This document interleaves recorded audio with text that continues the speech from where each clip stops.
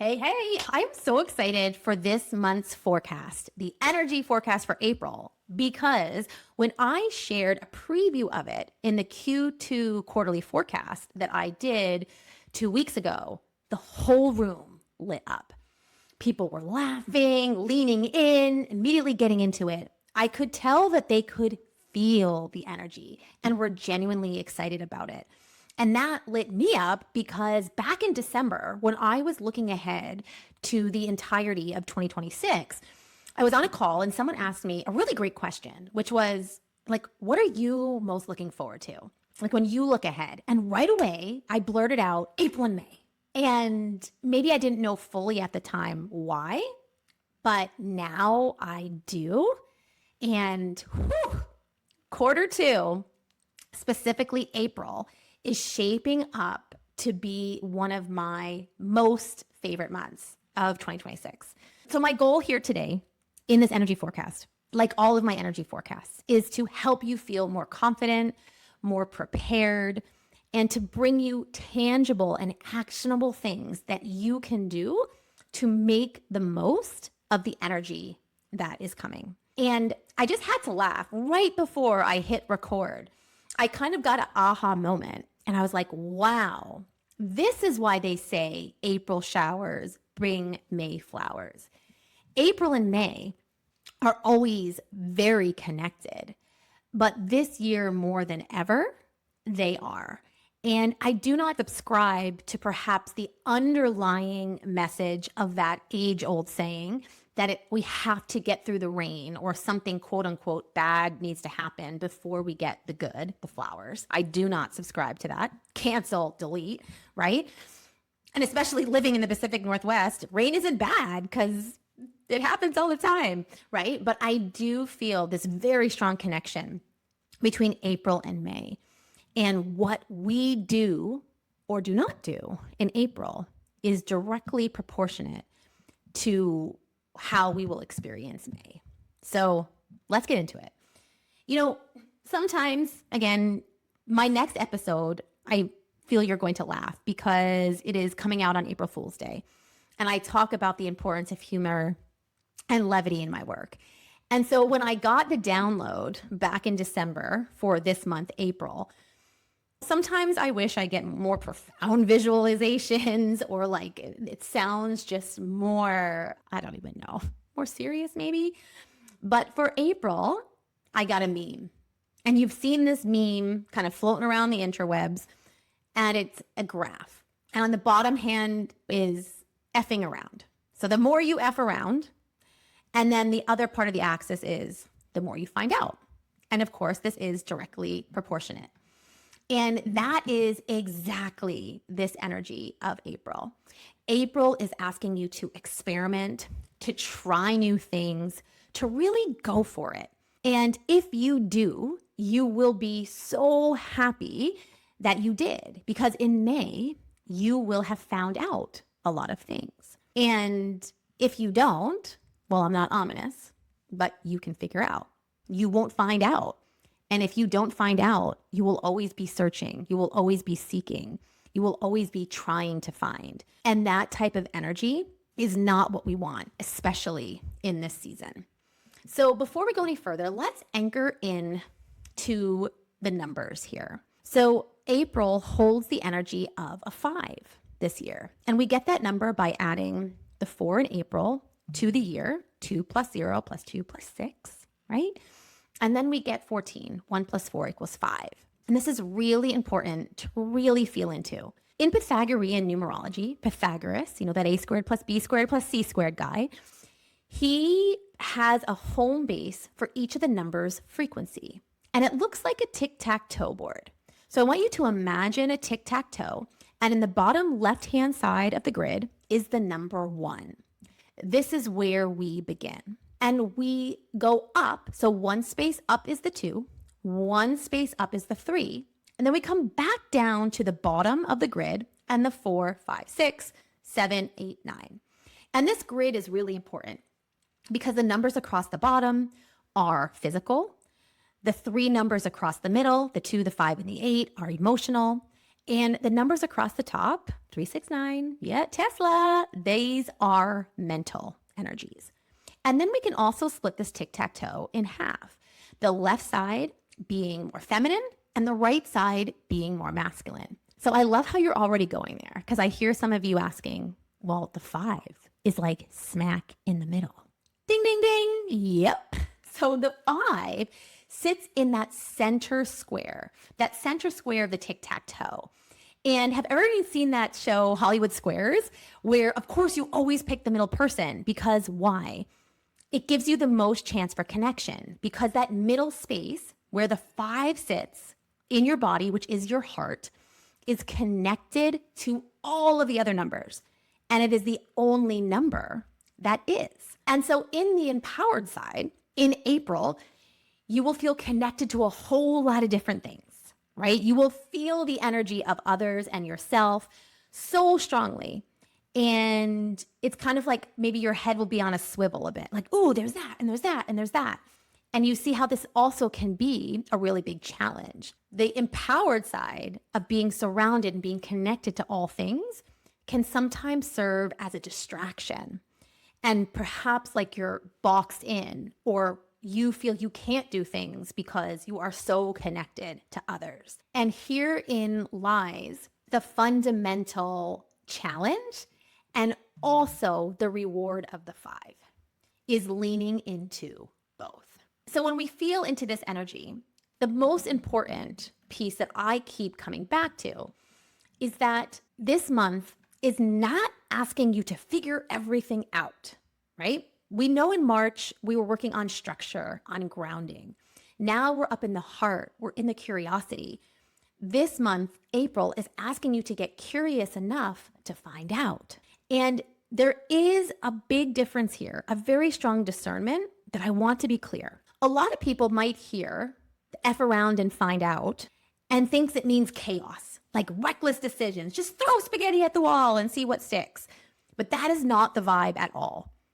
If you do that, you are just going to end the month with a whole pile of cold spaghetti and tired arms. April's energy does not start with action. It starts with curiosity. So before you do anything externally, you are going to shift how you're interacting with the world internally.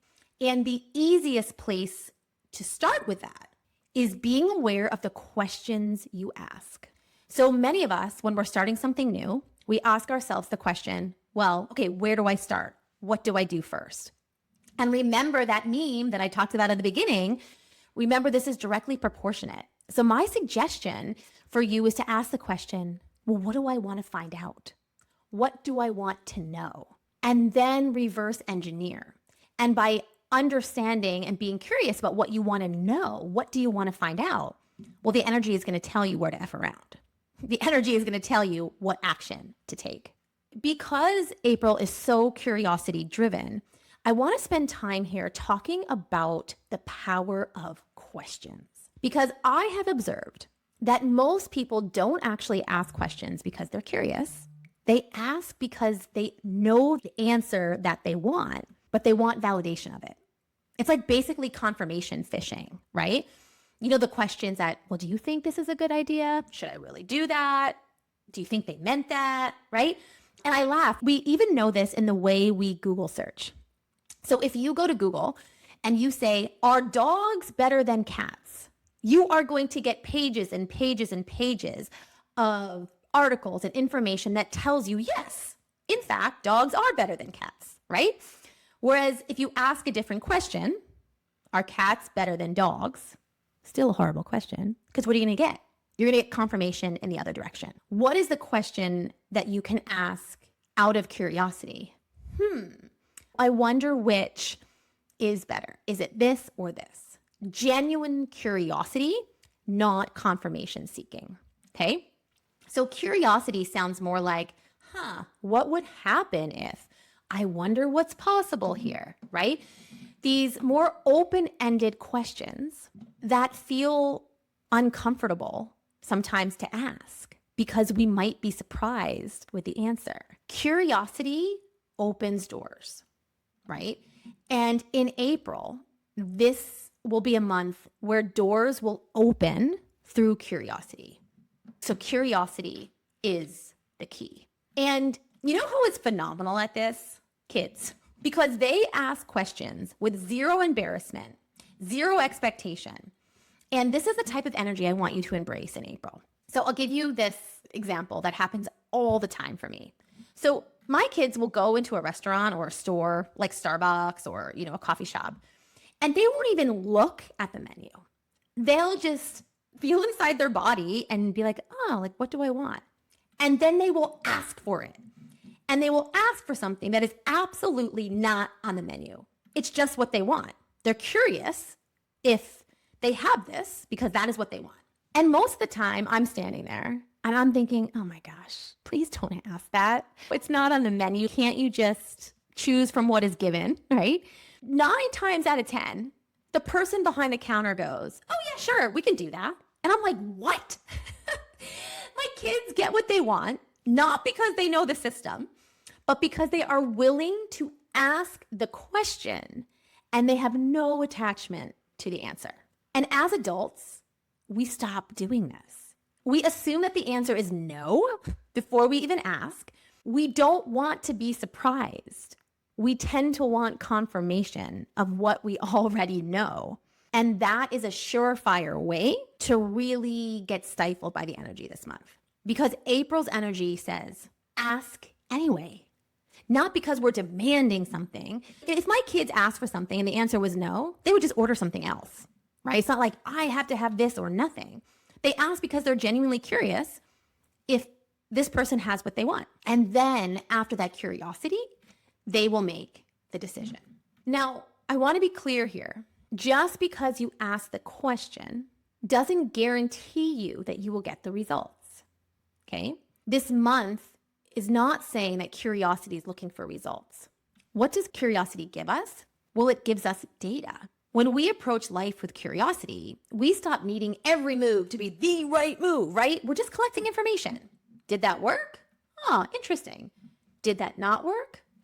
Also interesting. Do you see how this means nothing about me or the actual question? It's providing data.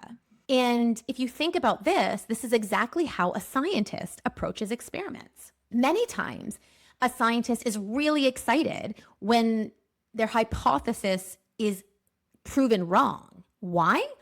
Because they now know one more thing that it's not going to do, right? It's, when you experiment with something and you get a result, that should be celebrated, even if it's not the result you thought or that you wanted, because it gives you information. When we are curious, nothing is wasted. Everything becomes information. And like I said, this is exactly how innovators think. This is exactly how scientists think. This is exactly how leaders think. And so April is this month where gathering information becomes incredibly valuable. And the way to gather information is to be curious and to try new things. Because the arc of this quarter, remember, if you want the full Q2 forecast where I go through this in detail, I'll put the link in the show notes. You can grab it. It brings this whole quarter together. But if I were to say it in one sentence, April gathers the data, May reveals what's happening, and June will then show you the path. Okay. Now, I hope by now you can see how this works when you're asking something else or something outside of you. But when we're asking questions of ourselves, which, let's face it, many times that's what we're asking, it's going to be different. We typically ask our mind. And in April, we cannot ask our mind.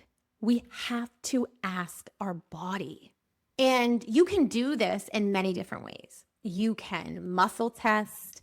You can write 2 answers on a piece of paper and flip cards. Like, I'm going to give you some really strong examples of how you can ask your body. And I'm going to tell you why this is so impactful to me and something that I think everyone can do. So in April, I want you to pick a coin, just a regular old coin that has a heads and a tail. And I had one of these coins back in 1999 and 2000 when I was traveling through Europe. This was before I had a cell phone. Oh my gosh, this is like the world of like internet cafes, right? I had this one big giant travel book. I think it was like Frommer's or something, where it was like, the 5-pound book that I had in my backpack. And I didn't know where I was going ever. I didn't have everything planned out. I really was using my intuition to guide me. And so what I would do, I was have this coin. And when I was moving to a new city, traveling to the next place, I would go to the train platform. And those big train stations in Europe, just imagine, right? On each platform, it was going to a completely different country destination. And so let's say I was in Italy and I was in the middle of the train platform, and I would take my coin and I would say, okay, heads, I'm going to Rome. Tails, I'm going to Venice. And I would flip the coin. But here's the thing. I did not always follow what the coin told me to do. I used the coin flip to elicit a response from my body that told me what I wanted. And it looks like this. The moment the coin landed, so say in this example, I saw heads, I would have a reaction, split-second reaction. And you have to pay attention to this. It would either feel like, oh, I wish it was tails, or, oh, yes, Rome, right? And in that moment, that's where I made the decision. And I would just jump on the train. So you're looking for those tiny feelings of either disappointment or excitement, and not overriding what your body is telling you. So again, if you muscle test, if you do this with cards, if you write down, like I said, your decision on 2 pieces of paper and you pick one out of a hat, I'm not saying you go with what something outside of you tells you to do. You're really paying attention to your body and what it means. And I know this might sound difficult for those of you who are not so connected with your body, which again is why we really had to focus with that in March. But here's another example that I think you can really relate to. So in April, when we're deciding what to do, there will be signs, right? There will be signs that come to us from the universe. These signs are never, ever, ever telling you what to do. They are here to disrupt your thought pattern so that you make the decision yourself. So another great example of this is, say you're planning to go someplace tonight. You're sitting in your house and you're like, okay, great, I'm going to go to this thing tonight. You go outside and you see that your car has a flat tire. This is not a sign from the universe that you are not meant to go. This is a sign for you to check yourself and to get curious, because one of two things will happen. You will see that flat tire and you'll be like, oh, perfect excuse. I don't have to go tonight, which tells me that you didn't really want to go. You were going for other reasons. And so that tells you, nope, thank you, see you, more please, you're not going to go. Versus if you go out and you see that flat tire and you really want to go to the event, you will find a way. You will fix a tire, you'll call an Uber, you'll call a taxi, you'll walk, you'll get there, right? So if you think about this energy of when you're fooling around this month, it's never really the literal answer or result that is the thing. It's how you respond to the thing, right? And we say the same thing in business. When we launch something, we are always looking for feedback, not validation. And when we are looking for feedback, it becomes more objective. We take things less personally and we try new things. And there are many times in my career where I tried something and it didn't work as I wanted. And if I really didn't want to do it again, I would use that as a reason to not do it again, which just showed me that it wasn't aligned really with what I want to do. But there were times when something flopped and I looked at it and I still felt like I really wanted to do it. So then I took that information and I tweaked. I tweaked my strategy. I tweaked my marketing. I tweaked my messaging. I tweaked whatever. And I did it again. And in that did it again, I got different results. That time it worked. All because I didn't let the information override what I really wanted to do. I let the information and the results inform my curiosity to help me shift and change to have a different outcome. And that is also the energy of the 5. Willingness to change, willingness to evolve, right? But Distraction, or the disempowered side of the 5, is wobbling back and forth. You think of just that number 5 and how is that curved bottom. You can spend this whole month going back and forth and back and forth and back and forth and never making a decision. No, you have to make a decision. That decision might not be the thing, but it'll be a breadcrumb to what you're really meant to do. The body always knows first, right? So the real meaning of April's energy is it's not about reckless decisions. It's about you creating situations that reveal your truth. So ask the question, send the message, float the idea, try the thing, not because you're forcing a result, but because remember, curiosity creates feedback, and feedback creates clarity. Now, again, going back to the power of questions, we need to ask questions that open the field. And I think it was Tony Robbins who said this. Just don't quote me on this, but it's something like the quality of your life is determined by the quality of the questions that you ask, right? And I have always said that the quality of the answers you receive is determined by the quality of the question that you ask. And I think what Tony means by this, or what this energetically is trying to tell us, is you will know when you are asking questions that are disguised versions of fear. And these type of questions sound like, is this going to work? Should I do this? Is this the right move? You know, if you're consulting tarot cards, is it A or B, right? Is it black or white? These sound reasonable to the brain, right? They seem very logical, but energetically they are closed questions because they are asking someone or something else to give you certainty. But this quarter, Q2, is not built for certainty. It is built for discovery. So instead of asking questions that try to predict a static future, I want you to ask questions that open the field, questions that reveal information. So let's kick a few of them around here. What could this look like if it were so easy? If this were an experiment instead of a decision, like what would I try? I like this one. What am I assuming that might not actually be true?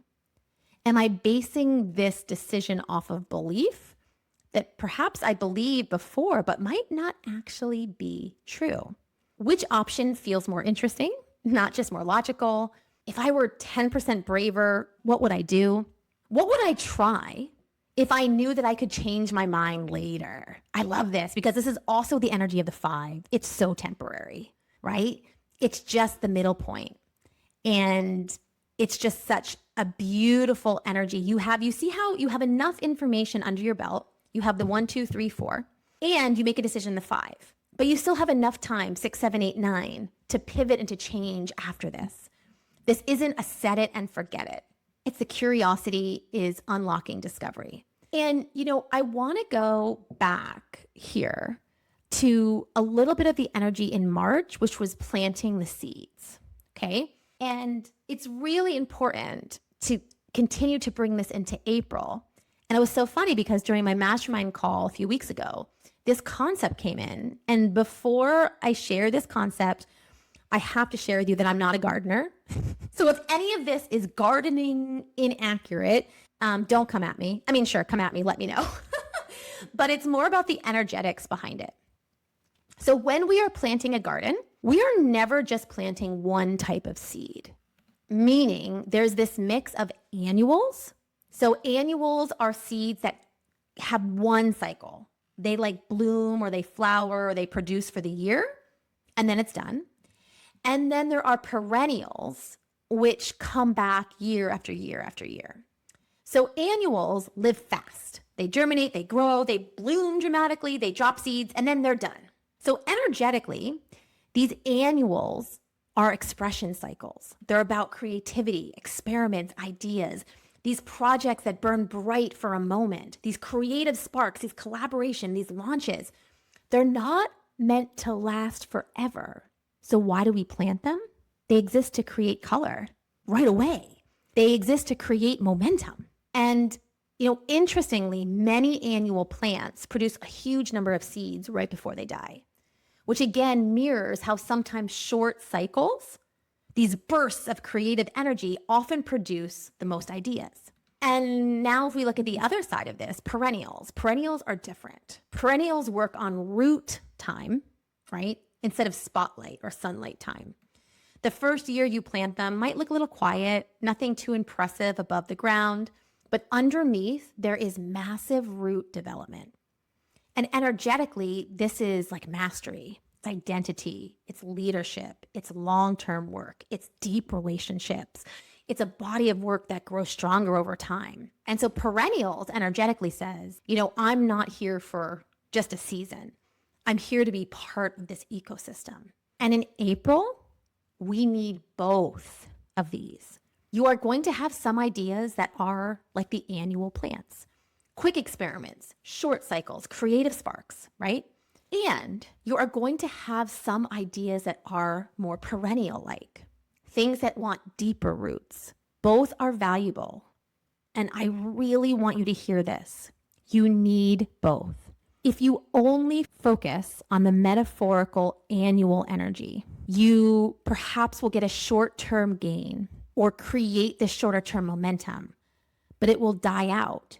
And then you will leave, or you will be left with a garden or an ecosystem that you totally need to replant again. Now, if you only plant perennials, you are not going to have any of these short-term color. You might get discouraged. You might not know what is happening underneath the soil. Both are valuable.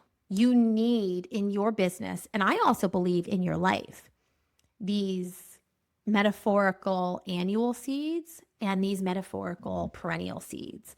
And they must be planted and they must work together. And again, I'm laughing at how much gardening metaphors I'm using, and I'm not a gardener, but I do know of this concept of companion planting, where there are some plants, for example, like tomato and basil. If you plant them close together, they actually coexist beautifully in the soil because they are sharing the nutrients, right? And there are some plants that you cannot plant together because one tends to overtake the other. So when you're looking at what it is you're trying, what it is you are doing, how it is you are effing around, there has to be a strategy behind it. Because if you don't, one of your offers or one of your ideas might literally cannibalize another. And so we're looking at this ecosphere, this really walking the line of risk. And risk is a line that I love. I love to walk. And it's funny, I wasn't going to say this, but part of my work on Wall Street and with investments is to do a risk analysis with everyone. And if you're curious about your own risk analysis, this is part of a larger program I offer, which is abundance codes. And I think it is really important to know your individual risk assessment because that will determine how far in a good way you can push it. And this is really important also if you have clients for you to know. Everyone's aversion to risk or comfortability with risk is going to be different. April is going to be asking everyone to take risks, but we're not going to all take the same risk. For some of us, jumping out of a plane might feel risky, while another person, meeting someone new might be risky. Do you see here how we cannot compare actions with others this month? What we are really doing is tapping into our own risk assessment and really pushing the definition of what we are willing to do to find out. Now, you heard me say a few times here that a challenge in April will be distraction, where will be so many ideas floating around that sometimes that creates a little bit of analysis paralysis, or we just feel pulled in so many different directions. So here's another really tangible tip that I want you to have in place for April. It's called the parking lot. And I have to, say that I don't think I developed this. This was always even part of when I worked in corporate where we had these big meetings and, there would be a topic or an agenda and someone would raise their hand and ask a question not related to that topic, but it was a good question. And in that instance, we always train the facilitators to not answer the question, but to say, listen, that's a great question. Let's put it in the parking lot. And back when I worked, that meant it was a big flip chart where we wrote the question. And then at the end of the day of meetings, we would go back to that flip chart and we would go through the questions. And the interesting thing was that say there were 10 questions there, I would say on average between 6 to 8 had already gotten answered by the time we went to the parking lot.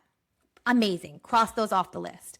And out of the 4 remaining, again, we wouldn't spend time answering just yet. We would say, does this question still feel relevant? Does this question still feel alive? And from there, probably 2 got crossed off the list. So a parking lot of 10, we probably spent time answering 2 at the end of the day. Imagine if we had actually taken those questions in the moment and spent time answering all of those questions. We would have wasted so much time. We would have gone off course and it would have been inefficient. The same goes for you in April. I want you to find your version of the parking lot. It could be a notebook. Be like me, paper and pencil. It could be a notebook. It could be like on the apps note, the notes app on your phone, right? Or put it in a some type of digital. As you can see, I'm not technologically savvy, but it can be some type of digital parking lot. Whatever works for you. It's just somewhere to capture an idea or a question that you aren't able to get to in the moment, but you do want to revisit it. So, and you want to put it there so it's not bouncing around in your energetic field. So you want to write it down, and then you need to set a time frame where you will revisit the parking lot. Now, for some of my clients, I'm laughing, and for some of you, you have so many ideas that it might be beneficial for you to spend 15 minutes at the end of each day going through your parking lot. For some of you, you could probably do this weekly, right? Bi-weekly, monthly, whatever it is. You're going to go back to the parking lot. You're going to not think about it. You're going to write it down and you're going to get it out of your brain. Then you're going to go back to the parking lot and you're going to say, okay, how many of these are answered already? And then if there are ideas, I want you to say, does this still feel alive right now? Or is this something for later? And you will then know exactly what to cross off the list. And here's the thing. Do not keep anything in your parking lot longer than 10 days. Trust me on this. If you keep something in your parking lot longer than 10 days, it will be harder to restart that car.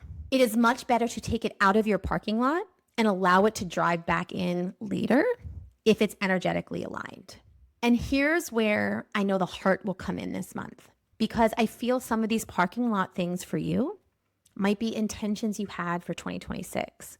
Things that felt really exciting for you back in December and January. And you might have a hard time letting go of them. But this month, trust me on this, is the month to either do it or don't.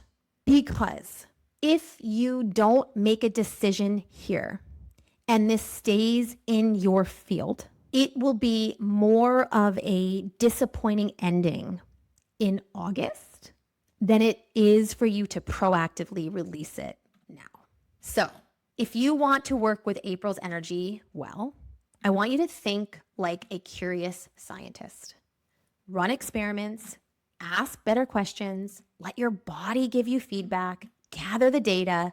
Remember, April doesn't need you to know everything. In fact, if you think you know everything, you are going to get very rude awakenings in April. I want you to be a learner. I want you to be a discoverer. I want you to get curious. And the last practical piece of advice here I'll give you is, I'm laughing because I had written 25 questions here that I wanted to share, but I think it might be overwhelming in a podcast because I know you don't have space to write them down now.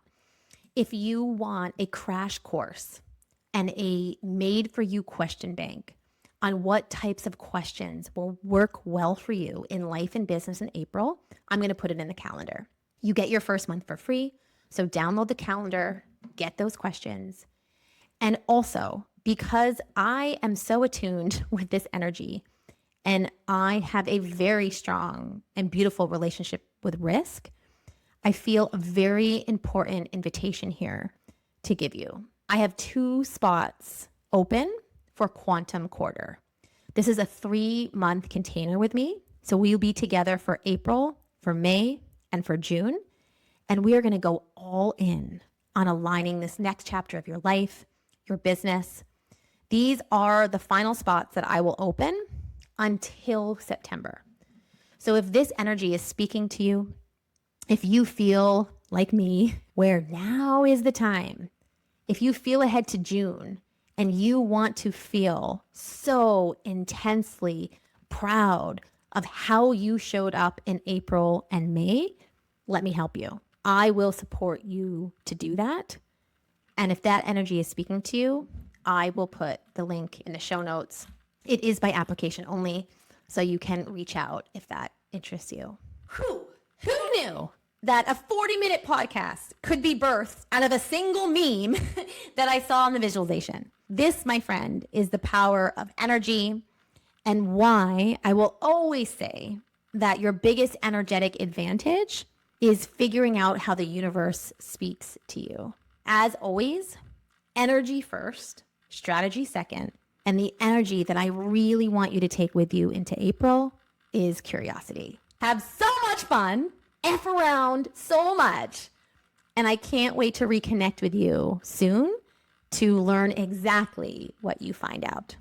See you next time.